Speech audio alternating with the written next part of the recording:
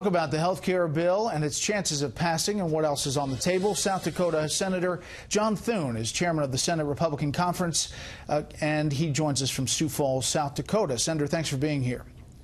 Great to be with you. Thanks, Brett. So where do you see it tonight as this head count continues? It looks like a repeat of where you were before on the skinny bill on the Senate floor that came down to basically John McCain's vote at the end. Aren't you in the same spot?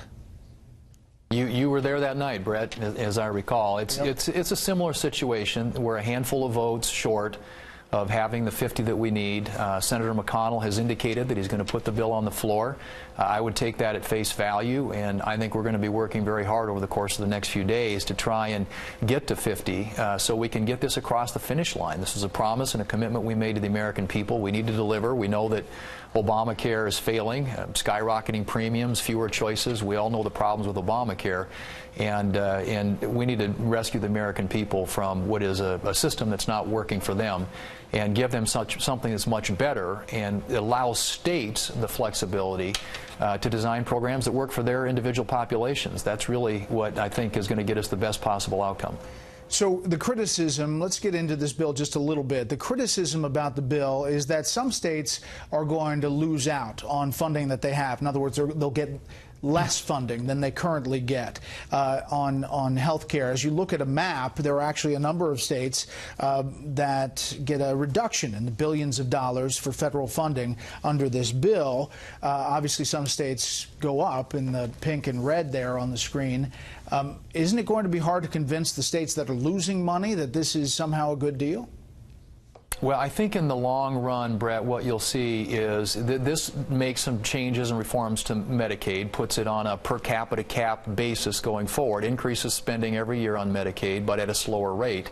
And there are states who will, because they didn't expand Medicaid, and this does create parity between non-expansion and expansion states, do better. But I think in the long run, everybody will do better. I think you'll see lower premiums, expanded coverage, because the one thing that happens when states are able to design solutions is they can innovate.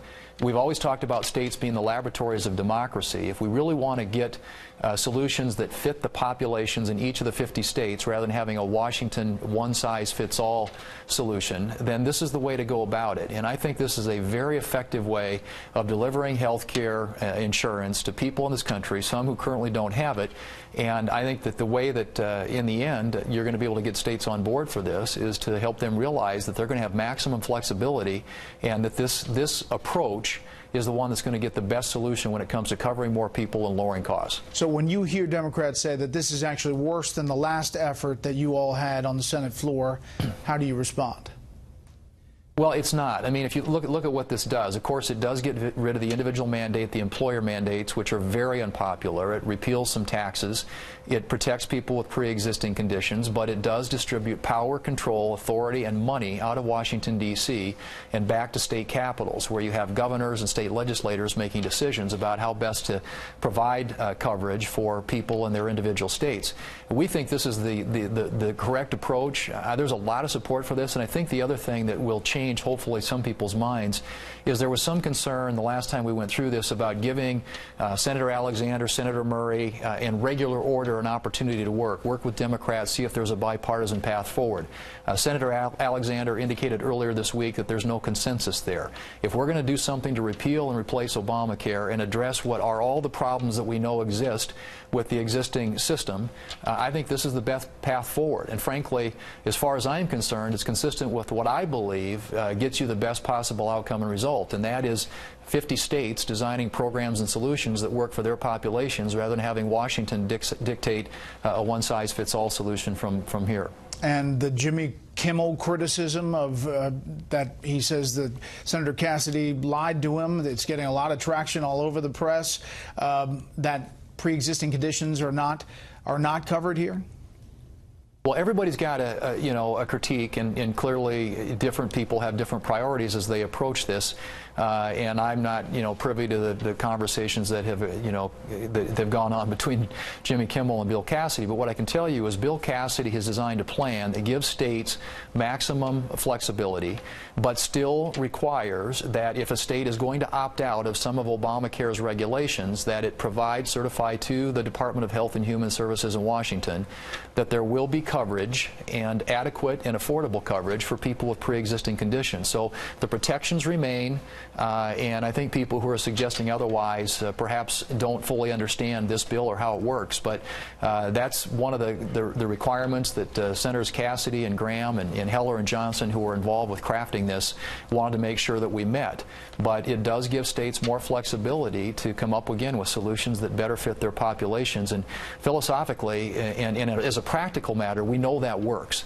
And I think we ought to give this an opportunity to see if this is the right solution, given the fact that the alternative is Bernie care, which is doubling down on more Washington control and ultimately leading down the path towards socialized medicine. One last thing, a different topic, a story that's been reported and now confirmed that the RNC is paying some $400,000 of legal bills for President Trump in these the legal bills associated with the Russia investigation. Should the RNC be paying that money? Well, I don't know the legalities of that. I assume they're obviously, I think they probably have legal grounding and basis in order to do that. You know, the wisdom of whether or not that's a good idea, I'll leave to others. But, you know, obviously the president, because of all the attacks that are being leveled against him, has a lot of legal costs.